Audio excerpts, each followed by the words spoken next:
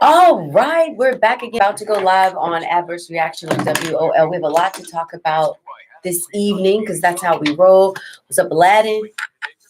So prepping. Hope we can be prepared. I don't know. I'm not prepping. I'm texting.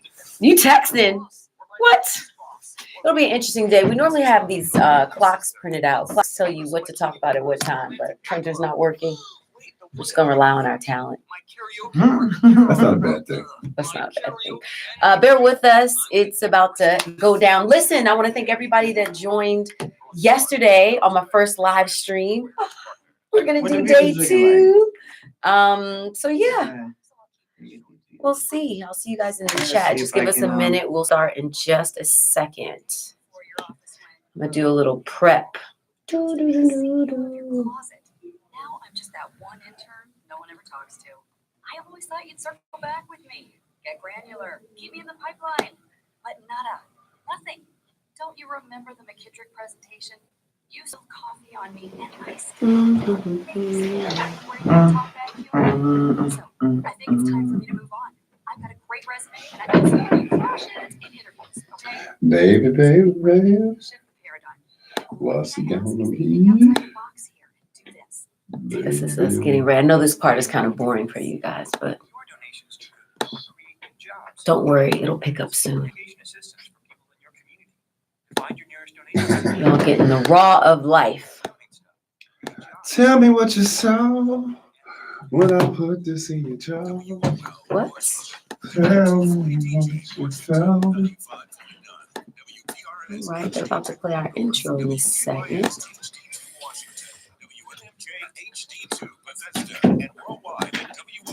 Chill.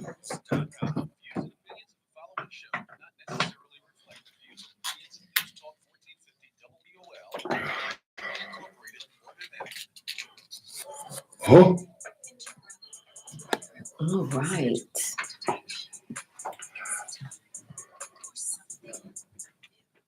Adverse reaction.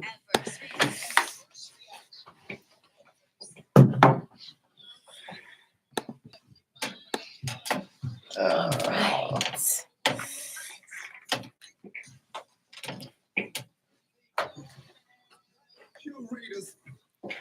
Duplicate us. Get our shot. Snacks. Heartbreaker on here, mother lover.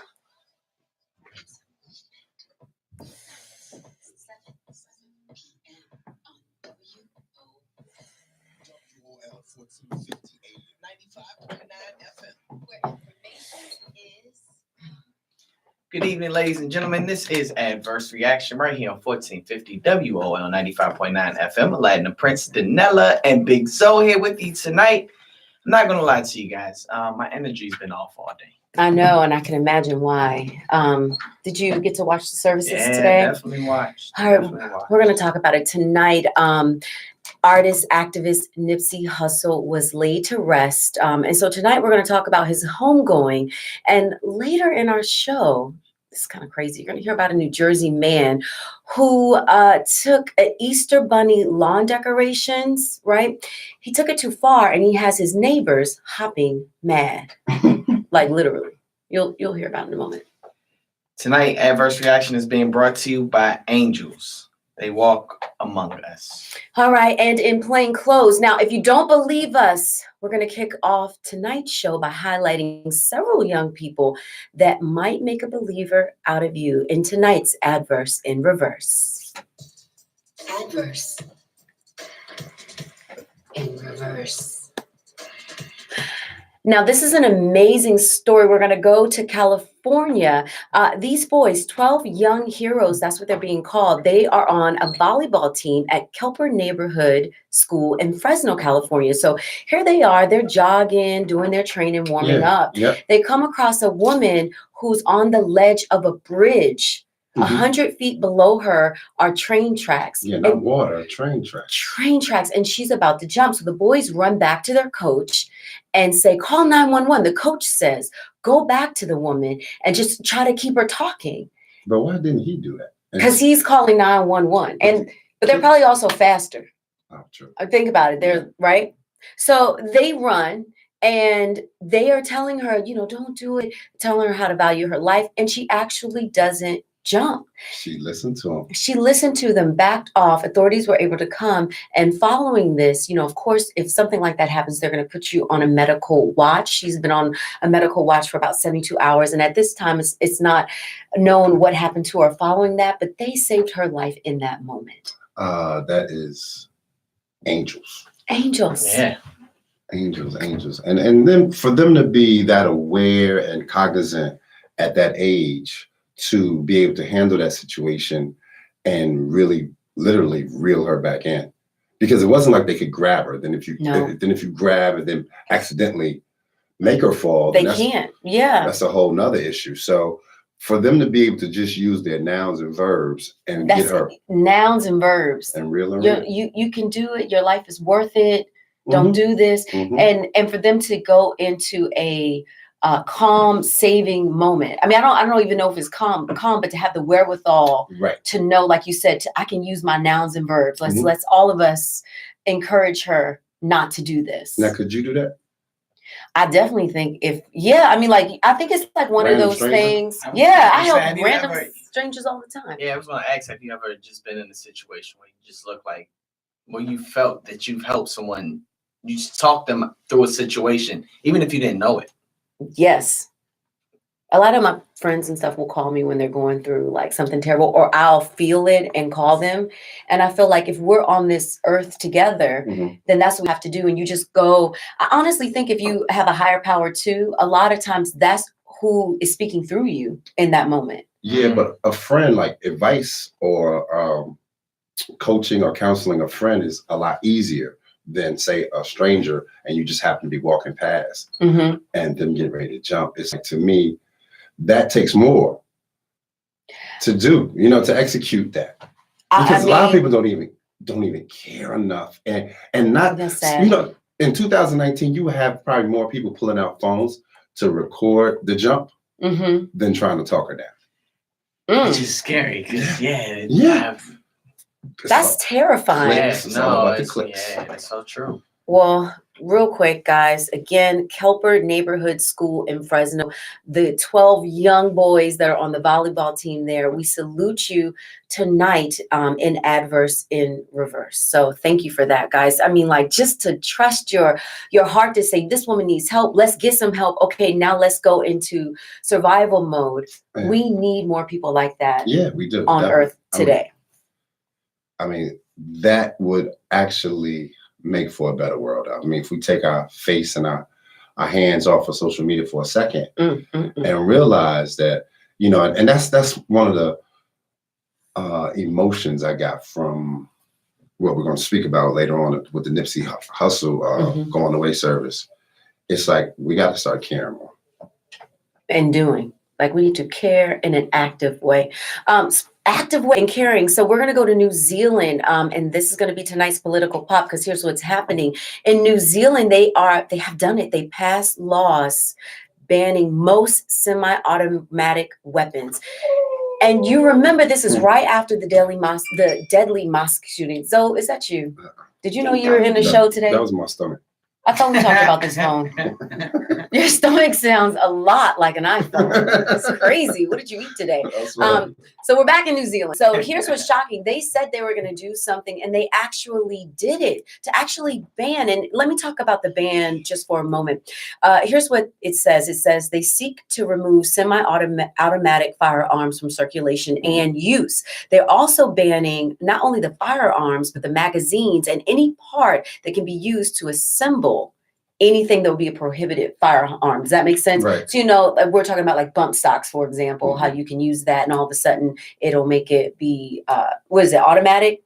Well, yeah, it'll turn semi-automatic into, So they're banning all of those parts. So hats off to New Zealand for making a change so swiftly. This was just a month ago. Yeah, I mean, they're still allowing you to have like a semi-automatic that shoots 22 rounds. Like not 22 rounds, but a 22 caliber. Right. 22 caliber bullet. It's to ban most. Yeah. And I mean, to me, it doesn't really like, and I'm not like NRA or anything, but to me, killing is killing, and you can kill people a lot faster with a semi-automatic. And by them banning it and making sure that everyone who has one, legally or illegally, they turn it in by the end of September, and then you're going to start prosecuting. So if you're on the paperwork for having one, give it up. So you'll have people that, I mean, it'd be real hard to do that here. Right. Real hard. But, this could be an example. They did in Australia. They, Great Britain is that way as well. United States. But their country was founded completely different than our country was founded. We love our guns. I don't, but Americans do. I mean, it's guns. Guns don't kill people. People kill people. You sound like an NRA. I know. That's why I had to preface, but I'm not NRA. But you sound a lot like NRA. Yeah, but it's true though. It's true. I could do a lot of damage with this iPhone. Like just literally. What do you mean? I'm confused. You can't take out massive people with not 20 people. And we're talking about weapons that aren't hunting. Like, yeah. I get it. I get why, You sound like a gun load. Are you wearing camouflage? And I don't want to leave here. I don't want to bring that home and leave here and be the one that gets shot. Right. But I mean, I'm not sticking up for the type of weapons. I am sticking up for, because once they start doing that, it's a slippery slope. Once they start taking from the laws that they create. You sound like an American, because other places that have banned guns don't have murders. That means that's kind of good that I sound like. No, you sound like a negative American, because other places that have done it, it's been successful. They haven't had a bunch of random deaths. No, how do you, to go from no gun violence, it's possible. But for us, we've been taught a mentality of take and kill. Yeah. Think about who came here and settled this country, settled, so to speak. Right. What did they do? Who stole this country? What did they do? And then what us enslaved people, what did we notice? What did we see? And so all the time, that's the way that you get your success and keep your success is you need to be able to kill for it. Well, I mean, I see both sides. I will say that I'm in the middle of it, and I'm leaning more to the side of peace. Side of, I don't want war. I don't want people shooting people. I've lost people from gun violence. I've seen people get maimed and paralyzed and all kind of other stuff. So, there is no true, if I'm really being sensible and honest, like, do we need semi-automatics? No. Right. I mean, but at the same time, I'm just looking at the legalities, the rights of the citizen, not the right of the gun owner, because it's bigger than the possession of a gun. When you say the rights of the citizen, do you mean that citizens are less entitled as far as? I mean, I'm not understanding what you're saying. So. Well, because so remember when in New York, they had they start banning large sodas, right? Like over a certain amount you couldn't buy anymore. So you're like, well, who cares? It's soda, like, you shouldn't be drinking that much soda anyway. But it's just like a slippery slope. Once you start telling people, okay, you can't have snacks, and you can't have this, you can't have that. But we're talking about banning things that kill you ultimately versus banning something that, ultimately sugar. We just covered that story. The other day? I would agree. Diets kill more people than cigarette smoke. Okay, in 195 countries. The food that we eat kill us more. Okay, so we're talking about they're gonna ban large sodas. Like, that's so unhealthy. Let's ban it. And when you're thinking about gun violence, to me, there is a fear of, if I don't have a gun, and the reason you want your gun is because you fear that if someone comes to you with a gun, you want to defend yourself. That's the only reason why you need a gun. That's the only reason. Unless, for example, in New Zealand, they're going to allow collectors to keep their semi-automatics. Why do the collectors get to keep it? I'm asking. So is it feeling? Is it going to be? Are you saying there's going to be a feeling of, well, why is it if one person can do it, Yeah. Why Why do the police why need it? Why are these? Let's look at the companies that really manufacture. Mhm. Instead of going after the consumer, go after the manufacturer. And do what? Make them stop? Like, what are we saying, though? Well, because I mean, it's similar without it being similar, because it's like, okay, you're gonna ban the citizen, which had the right to do it, but you don't go after the company. Oh, I That's got what making you're it. saying. Well, so are you saying the solution is to go after the both of them? Or just charge a lot for it. You know, if you make it a money thing, a lot of things will change. If you start charging $100 a bullet, $5,000 for $10,000 for the gun, you'll have very few people getting it. But then you still run that problem of the elite having access to dangerous things. And what we're seeing over and over is that the elite are able to commit crimes and get off over and over. Yeah, so there'll still be handguns, there'll still be semi-automatic 22s, there'll be shotguns. So all of those things can kill just as easy, maybe not as fast. And in mass, that's what the main concern is fast and the mass amount of people. Like 50 people died in New Zealand. No, I totally get it. Like, but then what I'm saying is we just have to be careful. We have to be cognizant of what they do next, because if they are allowed to do that, this is the argument from the NRA side of the people who think that way. I know you sound like NRA. I know. Because we just had this argument. We were talking about mandatory vaccinations last night. So it's like, man, y'all making me get shots. Yeah. You know, and then here we are now talking similar argument about guns. You know, but to me, it's like this can kill you. A lot of us. Like, we're not talking about a single shot. And on the flip side, that's, I guess, what Zoe's saying, like, well, shots can kill you. Yeah, so I mean, it's just, you know what I'm saying? Yeah. So it's like pick your battle. Like, You gotta pick your battle, but you gotta be careful. I'm not saying that they shouldn't. Yeah. I'm just saying that we have to be careful and we have to be very cognizant of what they are doing. Because if we allow them to start doing some things, it's like a bully. You allow him to push you. But some things should have never been legal in the first place, with no real regulations to begin with. Yeah. And so maybe this could be like, but the look, reason we why made it a wasn't mistake. stopped when it started is because of money. I know. That's where it's at. It's not really the violence. I mean, because it's the violence is only committed because you have the tool to commit with. And also it's this, when you start killing other innocent people, then now everybody's like, well, you're no longer killing yourselves. We've got a problem. It's been a problem. It's been a problem. But I think we're conditioned to think that you need a gun. We are conditioned to think that. But other countries don't have that same. I feel like this. I feel that you definitely put out what you receive. Does that make sense? Like, you receive what you put out. Does that make sense? Yeah. And so when I see myself in a sense of would I be rather caught with one or without one, I don't want one. Right. Right. And for me, I don't want none of us to have them. Right. I'm an equal nobody have type thing. But yeah, I'm an equal nobody have. And it's similar to you know, having people die from gun violence and both ends of it. Kill and die from gun violence. To me, I don't want to be involved with that. I have the energy around me, even with your children, like having a child in the house. Of course, everybody's like, you got to lock up your gun, but it's like, man, they can unlock my phone. My son showed me I can make calls and take pictures with my phone locked. I didn't know you could You didn't know that?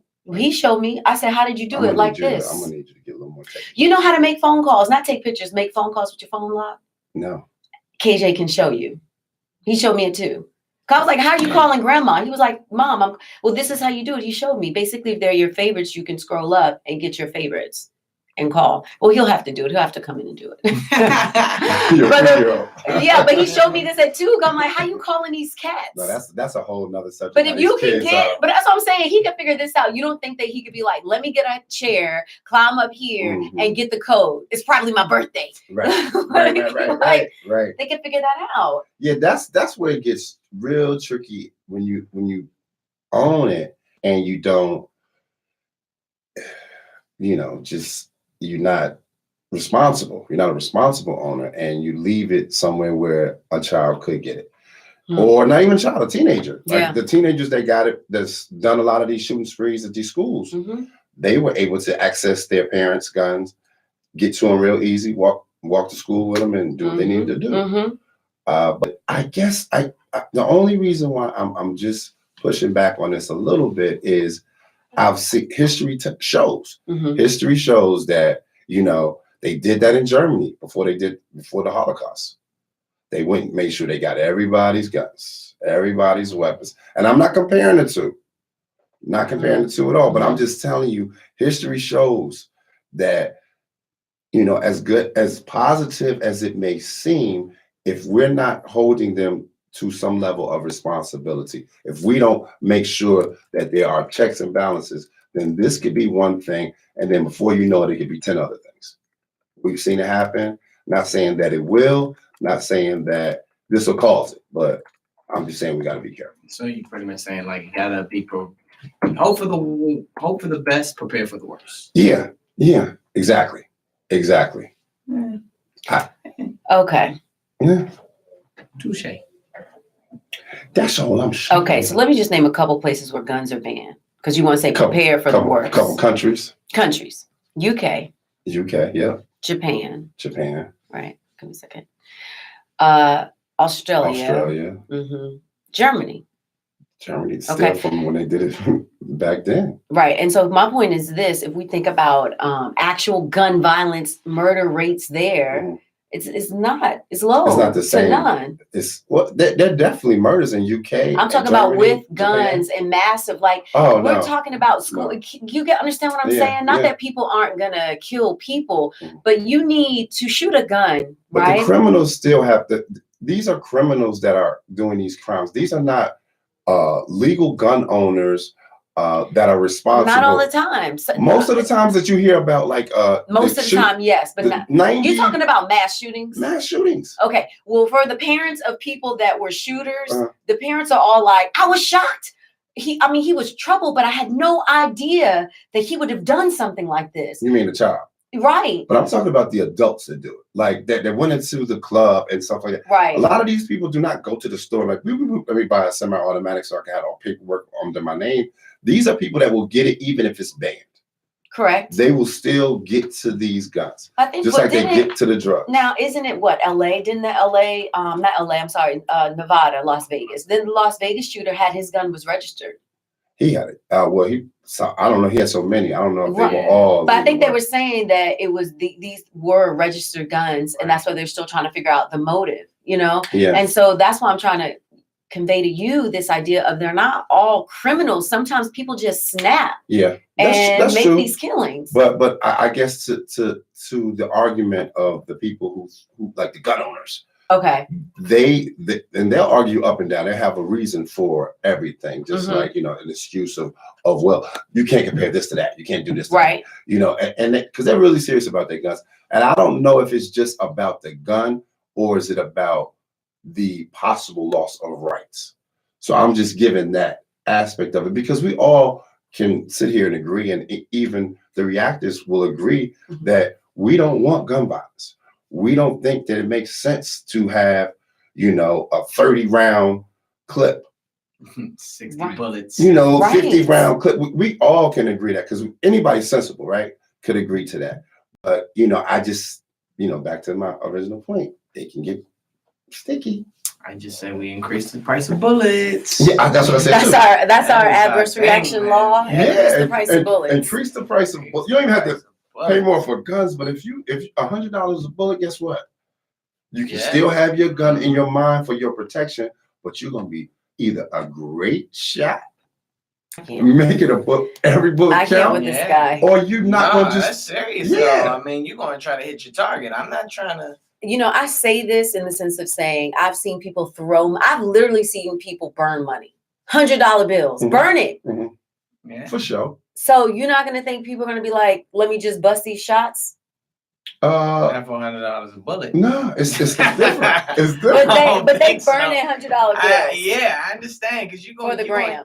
Because you gamble that money away. You're right. Think about. Throw it at strippers. Well, yeah. Yes, you buy people. Absolutely. Bodies for the night. Right. There's a way you're not getting a bullet back. Yeah. You can get money. You're not getting okay, fine. I'm just saying, like, you're not. All right. Bullet, you're not. All I gotta say is this: it could be a coincidence or not, but Aladdin's wearing camo, black and white camo. So is Zoe, Yeah. looking like hunters. Hunters So up. maybe that's what's happening. Yeah. All right, so I let's don't get know, into. man. I don't know. Let's just get into trending. Well, speaking of gun violence, we lost a good one. We lost a good one, and today's trending is all about Mr. Nipsey Hussle. He had his going away service today that was held in Los Angeles at the infamous Staples Center. The last huge sellout, period. The last funeral that was held there was Michael Jackson's. 2009. Wow, 2009. To compare, Michael Jackson was internationally, globally superstar. Nipsey Hussle has had multiple mixtapes, one real album, one official album, one official Grammy nod.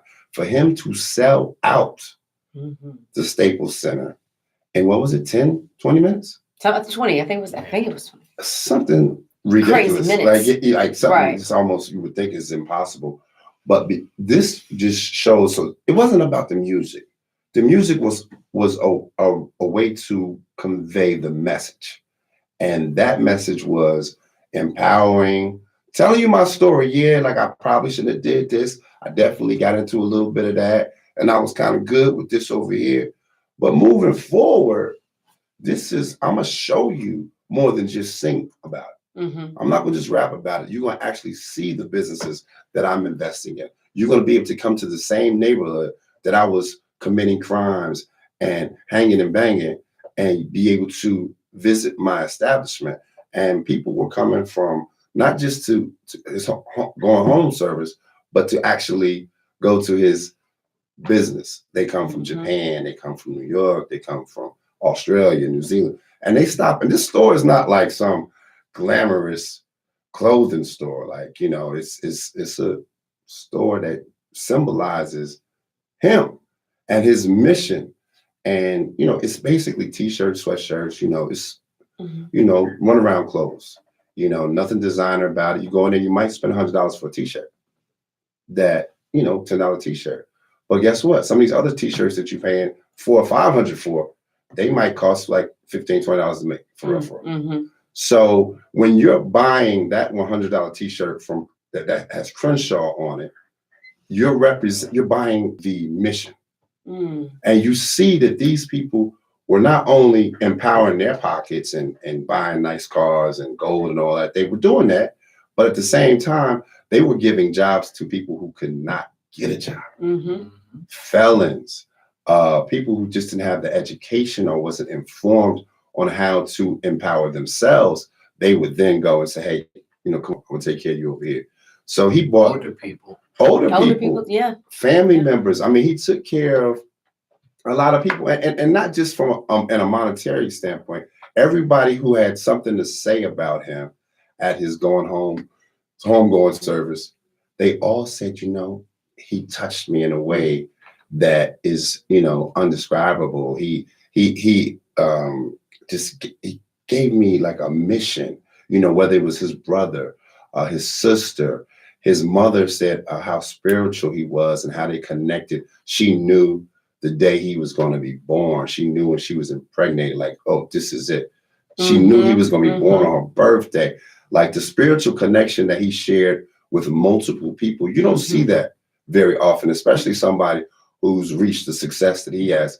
A lot of those people get so big and they be so nervous about giving you their energy because they don't know what your motives and goals are. They don't really share that energy with you. They definitely don't go back to where they're from. I mean, if they do, business. if they do, they just go in there to say, oh, okay, you see what I got. Yeah, you see what I got. So look, you need to step your game up for you be able to get one of these too. Nah, it wasn't about that, fam. He was like, no, I'm going to not only help you to motivate you, but I'm going to empower you monetarily and teach you life. He's always dropping knowledge, dropping jewels, dropping gems. Hey, this is a book you should check out. Have you read this yet? Come back, talk to me after you read it. Come back and talk to me. I mean, Snoop Dogg's. Oh, he did a great job. And you could tell he was so emotional, but really held it together. And he had to. He had to. I he mean, did it like made me feel like better in a sense of like, right, because it was so heavy to watch. And as much as it was difficult for Snoop, but as he was giving like just love and support to Nipsey's family, it like started to make me feel like more calm. You know what I mean? More soothed in a sense, like, you know, we can make sense of this, especially when Snoop talked about Nipsey's mother and how her earlier video, her spirituality helped all of us just kind of say, okay, it's okay. Because for her to say, look, I'm his mom and I'm okay, and this is divine, right? This happened in the way that it's supposed to happen when it was supposed to happen. And if I'm his mother and I can see that, please take comfort in that. I mean, think about the networks that covered it. Online. Yeah, BT, TMZ, Tidal also streamed it as well. CBS. Yeah, like these are major networks. These was just the entertainment. These were CBS, NBC, ABC. They all had either they had people on the ground or they were streaming it live. Yeah. And I'm like, yeah, I haven't seen that since Michael. Haven't seen that since Michael. And for all of those who are listening to us now and don't know who Nipsey Hussle is or don't understand why he was so impactful, I hope you got a little bit of information from us on why he meant so much to so many people. Like, this wasn't a guy who had the amount of albums that a Snoop or Jay-Z has. He had much less. One official album, a couple mixtapes that a lot of his real fans haven't even heard. You know, some people who love Nipsey for his guest appearances or, you know, this or that, they're now going back listening to his library. And his library is not big. For him to sell out the Staples Center, more than 20,000 people. That's funny. I mean, yeah, because tickets, right. Yeah, but then they were scalping them. They had the nerve to scalp a funeral. Tickets. Come on, Sean. You know how some people are, but I mean, today's just been difficult for me because there's a lot of myself that I see in Nipsey. You know, foreign guy growing up in the hood that always wants to make sure that he gives back to his community. You know, and for me, it's just been tough because, like, dang, like, what would have happened, you know, if, and I know, I guess this is the what if, you know, his life was cut short, and you know, I do believe, you know, I guess whatever God's timing is, 33. it's just like, whoa, like, I mean, like, that's literally me, you know what I'm saying? Like, I just turned 34, like, oh wow, you know what I'm saying? Wow. So it's like, it's just really tough. It just hit a real personal place for me. So my energy's been off all day, but I mean, just to hear the stories and how much of a visionary he was. Like, you know, his brother talked about how he would come in the house, they didn't have a computer, and Nipsey was out there and he was like, all right, you know, we need a computer. So he brought home computer parts. And like, his brother was like, yo, what are you doing? He's like, we gonna make a computer. He's like, bro, you don't know nothing about, you don't make computers. You don't know nothing about computers. And the fact that he was able to get the parts that he needed and could assemble this computer that they made their his first song on. That's crazy. That he built it. Yeah. Out of parts. Because they needed one. Yeah. Yeah, I think they broke the first one. And so it's like, yeah, I ain't buying no another computer. You know, you say that. You're on your own. Like, yeah. You break the first one. And that's it. That's it. It was just amazing to hear how resourceful and how resilient he was at an early age. And then how also we didn't know that he almost didn't make it multiple times from his first like birth, the umbilical cord being wrapped around his neck. Then the dad was talking about his appendix bursting before they got to the hospital. Because you know, if your appendix actually ruptures, you could die from the poison in your body. And that that was like a second surgery. The mom talked about the car engine getting on fire and him running down and signaling coincidentally a fire department to come and put the fire out. And then for her to drive away. And then she drives away. So their family's definitely anointed though. Definitely. You know, definitely. You can tell. You can tell. Yeah, definitely a family of anointing. And it also, I think, for us in a healing way right now, Mhm. all of us to connect to the idea of spirituality and how that spirit lives on. Because this, I have been to a lot of funerals, right? And have seen, a lot. I've never seen a group of people, one, share the same message in the same way, but how they're all saying he's still here. Yeah, Mhm. yeah. They He's feel still his here. energy, He's yeah. with us. He's with you. Mhm, He's still here. Like, I miss his body, mhm. but he's still here. Yeah, I mean, just think about like just the funeral service. You had Marsha singing. Mm. She opened it up. You had a clergy from different denominations. Mm-hmm. That was nice. Eritrean pastor, minister, he spoke. Minister Farrakhan spoke. You had a couple of LA pastors or ministers speak. You know, it's the part that actually no one has really talked about, and I think this is the part that kind of got me choked up the most. When his kids got up there and man. spoke. Or didn't speak. Or they didn't. Well, but no, the nephew did. The nephew spoke. Mhm, the nephew spoke. And And he his was little like, baby was the one Trying, talking up a he's trying to song. grab the mic. Right, I Yeah. did it. Yeah. Yeah, but no, when the nephew was like, Nips came to me in a dream. Yep. Yeah. Hugs energy. me. Yeah. Like they're still here. Yeah. Paradise He's is in paradise. Paradise is a good thing. Mhm. That's what the nephew, he said the nephew felt like from that dream, it meant that paradise is a good place and I'm in a good place. Mm-hmm. Right. Like I don't know how old he was, but I couldn't believe he was able to like tell his story. Yeah. Because he was so young. Yeah. And he wasn't scared to tell it. I mean, in front of 20,000 people. Like, are you serious? My son was sometimes really want to talk in front of two people. So. yeah, we've noticed that. You know When he what comes I'm up to the saying? station. We're like, what's up, little Zoe? He's not little. Yeah. He like, Well, like, do we know you? Say hi. But Farrakhan's message was really impactful as well, Yes. because not only did he, because he didn't have a relationship with Nipsey, but or definitely if he might have met him but didn't know him, like he might know Snoop or some of these other guys, right? But for him to make sure to take the time to big him up, show him love, but at the same time talk to the people that were there, talk to the people that were watching from the televisions and the streams and all of that, and basically saying like he was an example for you. He was out there doing all of the stuff that you might still be doing, but he was able to rise from that. That needs to be a lesson for you. If you're looking at him like this was a great guy, then you should try to do some of those great things. Honor him. And Farrakhan is an amazing funeral or homegoing speaker.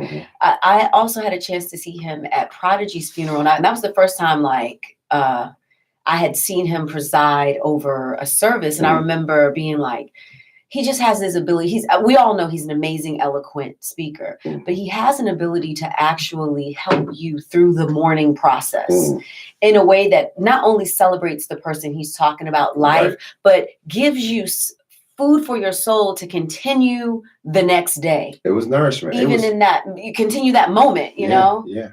It was very nourishing. He is amazing. And then when he did that analogy about the star, do you remember the blue star? And the red star. Right. Well, not that one. He did two. So the blue and the red star, but also when he was saying, for example, by the time we see starlight, that star is dead. Yeah. Right. But that energy, that spirit, that light comes to us. It continues on. It continues on. And that's what Nipsey's doing, going and going and going. And then his mom. Oh, man. His mom spoke longer than Farrakhan, which is hard to do. But she was able if you can out-talk That's him. true. It is hard. Did she really? Yes. I didn't know if Did it feel long or was it long? Yeah. Well, I didn't know the actual time. It's like we're looking at this as a memorial service, but it still is her son's funeral. Her son. Right. So if anybody should talk the longest, it should be her. She came from a lot of different places. Yeah, she told in her message. In her message, but what surprised me a little bit was his father was there. They had broken up when the kids were younger, and she called him up. I guess what I thought was for support, which I think it was, right? So he came up. Now he is Eritrean, right? That's it, right? And she's American, so she's like from Cali or whatever, or she might be Creole somewhere from wherever she's from. So she's American, he's Eritrean. So they break up when she's younger. So she starts talking about, yeah, like I was a single mom. It was really hard for me. I had 3 kids, and I was like, oh, she called him up to, because that was the beginning of it. right, Yeah, and so then she was like, yeah, and you know, I was abused, and it was domestic violence. Oh, and he's standing and back she like, said he grew up in that. yeah. He's the He husband, grew up the in that. former husband Well, or Nipsey's dad. yeah, ex-husband, Was yeah. standing behind her like, oh, you better tell all the business. You know what? I thought I misheard. I was like, maybe he's not the dad at first when that was happening No, because that's the dad. but it was I mean, you know, it shows their level of honesty. That's what it was. You know, like this That's is where we were. This is where we are now. Yeah, and he even when it was time for him to speak, Mhm. I mean, he was like, you know, there to kind of console her and even say the names of the ancestors of his side. Yeah. Mhm. And so he actually kind of tapped her a couple of times, like, come on, you know, talking to death, kind of like talking to the death tap. Like, I did not see the death tap. Yeah, it was like, come on. I didn't see the death tap. Because she was going, but it was so many Her good places son, that she went. yeah. And I also remember she said that she wasn't able to write. So every time she tried to write something, she would just like get a brain freeze, right? Yeah. So it's probably this feeling as a mom that you want to offer solace to the crowd, right? You and your family members, all the millions of people that are tuning in some way, right? And you don't want to miss anything. It's like, how do I tell them who he is? But how do you sum up someone so great? Who's not just great, but that's also your child. Because all moms are going to be like, this is a great person, but this is a really great person. Great. They're not. Right. They're not. They don't have facts. And she's like, how do I go through these facts to talk about who he is and how special he is? Yeah. You know? Yeah. So it was like, it was hard. Like no mother should ever, especially at that young. She's a young mom. You know, no mother should ever have to bury their child. Never. And then what do you say? And then for her to offer solace to us. It was definitely powerful. Like, what? And the fact that she said she knew when it happened.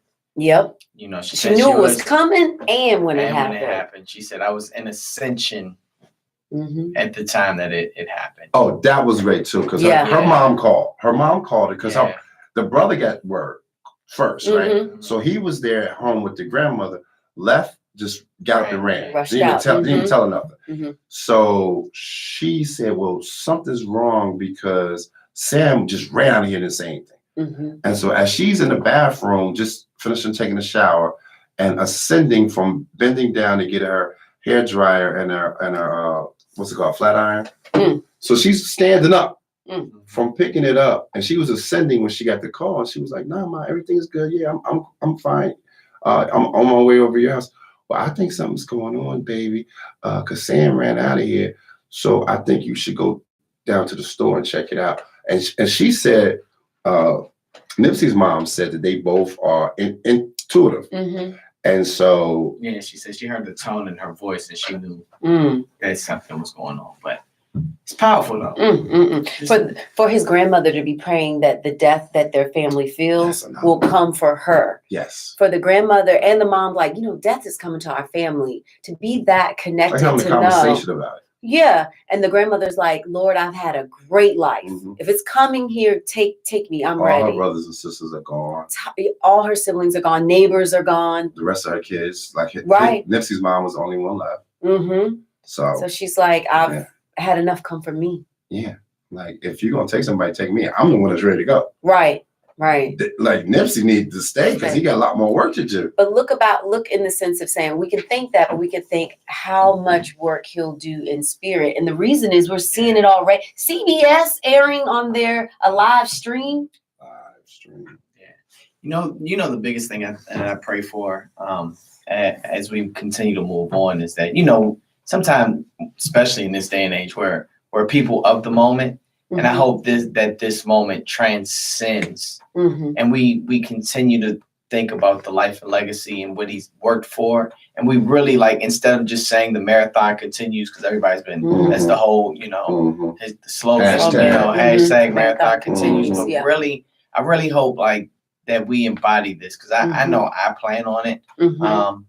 And I guess I think that's why it's impacting me bigger than what, you know, in the short time that I had a conversation with them, it was a powerful moment. But I think just for me, I think it's like, all right, I have to do my part to make sure that whatever it is he was supposed to do, whatever my part, because for me to interact with him, you know what I'm saying? Like to be in his space and his aura. It's like I feel like I have to now figure out my part and what am I supposed to do to continue whatever it is he was trying to do. And that's your responsibility. Yeah. That is your responsibility. I think that's why for me amazing about as I'm speaking this out, I think that's why it's impacting me so much. You know, to be in the same space with someone and share that energy, it's a rarity, you know? Right. Because it's a lot of people that never got a chance to touch him, talk to him, be next to him, you know? So it's like, all right, what's my mission? You know?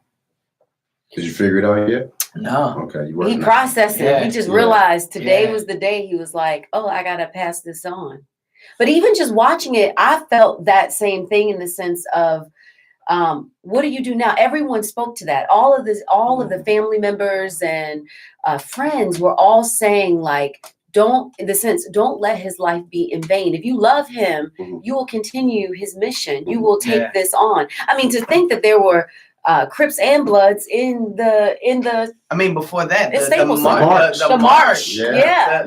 You know, and it's like, wow, okay, you guys can come together for this. Can y'all keep this going? You know what I'm saying? It's things like that I wonder. Like, I hope not to say it's in vain, but you know, will we really take this moment, internalize, and be like, yo, we can do better. We see that you can come together and do things, and when you come together and make things happen, look at the impact it has. Yeah. It may not be on as large of a scale as we would like to see, but I'm thinking of it in the case of you, in the sense that even if you could just save one person, that's amazing. Right. And it's not going to be just you. Right. There's going to be other people that are going to forever change because of this experience collectively, you know? Yeah. Yeah. And that's another thing you take away from his life is a lot of people mention like his work ethic. He was organized, like things that you don't hear about rappers. Like you don't hear those adjectives used for the average rapper. Discipline, education, forever reading, the desire to be more knowledgeable than yesterday. So every time he sat down with you, like he probably got something from Aladdin. Aladdin probably don't even know maybe that he received something and passed from you. It on. Yep. Because that was something that they said, that he would sit with anybody. His dad said that he was a listener, and so he would sit there and listen to you, and you wouldn't even know that he's paying attention to you. And then he just took something from that and learned something and want to share it with someone else. It's so mean. It's so crazy. 1-800-450-7876 is our number. Truth, you're on with Adverse Reaction. Oh, yes. Do you guys hear me? Yes. Oh, man, I've been enjoying you guys' show. And I want to make a couple of comments about gun violence, because I heard the young lady mention countries that don't have that have banned guns. Most European countries and Asian countries, the only people who are allowed to have guns is the government and the police. That's it. I mean, occasionally people will run through and kill people with knives and beer bottles, but the United States is one of the only countries where the citizens have multiple handguns and rifles and everything else. Assortment. The police, the military. Now here's my second comment. Here's the question I ask myself every day in the context of Nipsey Hussle being shot. Why do I, as a black man, as African American, why do I need a gun to deal with my own people? You know, I'm with you. Where with you. Probably 4,000 people that's 98% black. There's in the inner city. There's prostitution where I live at. There's people hanging out on the street selling drugs. Not only have I never owned a gun before, I've never picked up a gun in my life. Because if you ask the average young black person, he's gonna say the reason why I have a gun is to protect myself. But in reality, guns really don't protect you, because if I'm putting my key into my car to go out for the night, 9 o'clock at night, If somebody were to shoot me, they could walk up on my blind side and put a gun to my head and blow my head off. And even if I had that gun in my holster, in my pocket, that gun would not protect me. So that's the excuse that both of our people use. But what we do is we have guns and we end up using them like the fellow who used it on Nipsey Hussle. Mm-hmm. We'll end up using guns because somebody scratched us, because somebody said something inappropriate to us. Yeah. They honked at us at the stoplight when our lights turned red. And we, as I heard somebody else say that we as African Americans, we have so much poison in us in these inner cities that we'll find any excuse to use a gun to harm each other. Right. That's the reason why I've never picked up a gun, because I know how to deal with my people, in the inner city without having to have a gun. Yeah, you're right. You're right. But you know what, Truth? There are cases. Like I saw this case yesterday where a guy, I think this might have been Chicago, where two young guys, it might have been in front of McDonald's or something. They were, for whatever reason, they were fighting this guy. I don't know what happened before, because the video started with the fight. And he had a holstered gun that he was able to go to while they were actually beating and wrestling him. And he didn't shoot him, but it was just like, now you need to get up off of me for this have to go off. And they rolled out peacefully. Even though it was a violent situation going on, they walked away peacefully, and he didn't shoot it. That almost seems like one out of like. But no, I'm just saying, like he said that can happen. He can get stuck up and come from the blind side. Yes, you can. Easily, more times than not. Because like you said, Truth, that you can have the gun on you and it can do you no good, because somebody get the drop on you. If Nipsey had a gun on him that day, he might not have no time to pull it out. Security or no security. I'm at work. I'm gonna make this one comment. I think one way we can find out why we have so much gun violence is to go and ask the people who actually commit the crimes. Ask the guy who shot Nipsey Hussle, why did you shoot him? Because for some reason we think that if somebody disrespects us or says anything inappropriate to us or keeps us from obtaining our goals, we've been taught as black people to try to obtain status, popularity, and materialism by the system that we live in. So if anybody gets in our way of achieving the American dream, trying to have an American pie, we feel like it's our duty to take that person's life. Kill. Thank you, Truth. Yes, Truth. Thank you so much. You be safe at work, man. It's crazy too, but not even if they're in your way, if you think they're in your way, and that's the bigger issue. Like kill or be killed. Guys, let's just take a short break. We'll be back right after this. Adverse reaction. It's a Goodness. That's tough. All right, guys, we're got a choice. Bring up the bunny story or not? I don't know about the bunny story after this one. It might be. It could be, because we could be going into something light by going into the bunny story, but because we're in a bit late. It's 7:51. I can have her drop a commercial. She was doing something else. Okay. No, we can just kind of come back and just be like, yo, we just want to conclude by saying, whatever. Wrap up the Nipsey story. Want to? Okay. And then the bunny. Oh, we're gonna do the bunny? I thought you were gonna do a show wrap. Oh, I thought you. Oh no, that's why I was asking. That was the question. I didn't know if you were wrapping him. Yeah, we'll come out. Well, the bunny is fast. Okay. But we can take the time. It's just up to you guys. My struggle is I don't like promising and not delivering. Okay. But we can do it. I don't think nobody can be mad at you about the story. Oh no, we can close it. It's a really good story. It is. It's hilarious. It's a good story. All right, let's just come out and talk about it. No. Bunny was not mentioned today. I'm never gonna listen to the show again. People are gonna say that. I can't stand you. Guys, if you you talk about promise, the you have bunny. to deliver. Can't believe you We didn't talk made a about the bunny. promise. They promise shit all the time and we don't deliver. Yes. I do. I know you guys. Not you. I was just saying the world, life, we're the not the government. world. We're adverse I reaction. know, we're trying to We facilitate react change. adversely to the world. Come on, guys. Yeah. We'll talk about it tomorrow. But we got to figure out a way to be able to get the caller on the video so that they can get. Oh, in here, he would have. So what I've done on the podcast, we would just have to turn it up in here a little bit. But the only thing is when we It's talk, not that loud. what happens We've when done it before because Aladdin hasn't had his echoes. headphones on. The echoes when we Man, talk. turn my headphones down. I didn't know. I wasn't thinking about Oh that. yeah, for them to be able to hear the caller. Yeah, because remember we don't have our headphones. Mhm. Remember I haven't had my headphones adapter. You just put it on low. Okay. As long as we don't echo. Okay. But these headphones do be loud. It's no medium. It's just, or Yeah, mine low is or just high. low Mine or too. high. Yeah. Doesn't even make any sense. Like my hearing is going bad. It's hard anytime you have to do a show after a memorial service. That one was a heavy one though. That was like, I mean, even though you got some nourishment out of it, that was a heavy service. Like the mom, the brother, like the sister, like she was like saying like, yo, Nipsey, she sounded like Nipsey was more her dad than her dad was. Yeah. We didn't even I don't think she got the same dad either. we forgot to mention Barack Obama. I wanted to get to that, but I figured we gonna keep talking. Okay. So Later for your bunny. Later for your rabbit.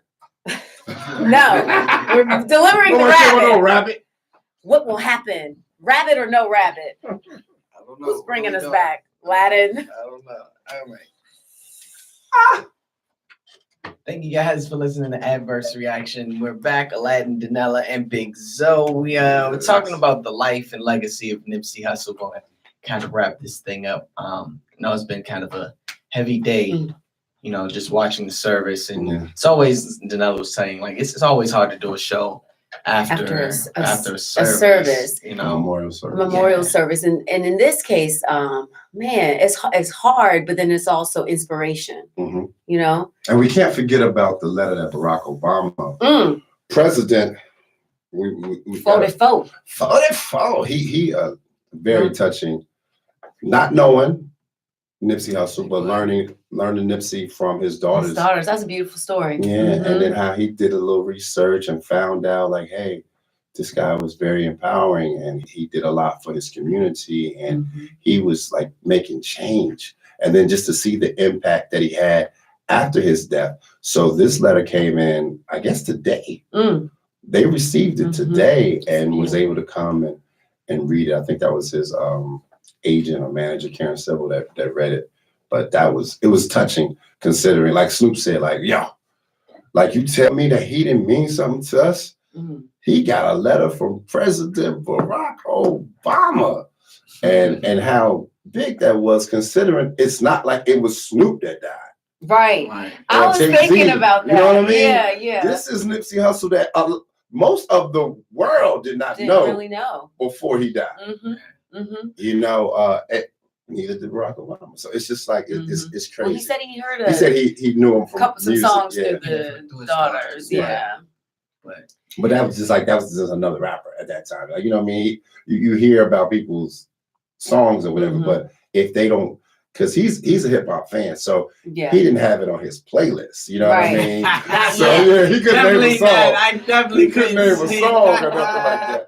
But for him to take the time to reach out and make sure that he knew his words and the respect that audience and the worldwide audience has for him, and for him to take the time to put that energy out there was nothing less than beautiful. Well, here's what we're going to do. We're going to save our bunny story for tomorrow. Right? And we'll also talk about the neighbors, so so the neighbors are mad about the Easter bunny. So we're going to save that story. And then I know you're probably like, why would the neighbors be mad about the Easter bunny? You guys are going to hear about it. But also, that's when neighbors are justified. We're also tomorrow going to talk about when neighbors are not justified in their complaints. Metro PCS in DC, they were calling to mute the music of go-go music. Yes. And we're going to talk about how a neighborhood galvanized to stand up for their culture, Yeah. our culture. A lot to talk about tomorrow. So tune in right here on 1450 WOL. This is Adverse Reaction with Aladdin the Prince. You can find me on Instagram and all social media, Aladdin DA Prince, Aladdin the Prince. And myself, Danella, Danella. I'm Danella Now on all social platforms. Yeah, and make sure you check out our YouTube. Adverse Danella- Reaction Show. Yeah. Or is that our email? No, that's both. Yes! We're consistent. Yes, Follow us and consistency. like us. Now And watch us. and watch us. We'll see you guys tomorrow. And thank you for all the people that are on my YouTube channel watching right now. Thank you so much. We'll see you tomorrow night. Good evening. Adverse reaction. It's a movement. Feel it. So I lost the bunny war. We're bringing Ask, the bunny ask your show people tomorrow. that's listening right now. Do they care if they didn't hear the bunny rabbit story? The bunny. You guys will hear the bunny rabbit tomorrow. Okay, so good night, Aladdin. Oh, that's a nice kiss. Zoe, thank you for not cursing tonight. Oh, Like you're you gonna did have a last few night. No. tomorrow. All right. This is an all family program. And thank you for watching this YouTube live. We'll see you tomorrow night. All right.